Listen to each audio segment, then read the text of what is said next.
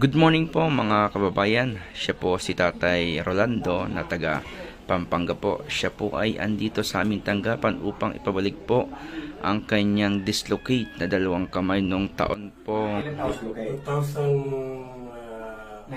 2014. Sa mga ilang taon na ito. 40, 10 taon na. 10 taon na po itong nakadislocate. Okay?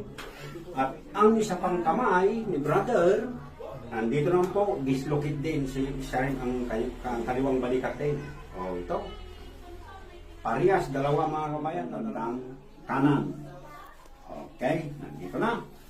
Babalik na natin sa oras na ito. Mabuhay po kayo sa mga taga Pampanga. Pampanga. Shout out po dyan. Mabuhay po yung lahat. Okay? Yan, babalik ito sa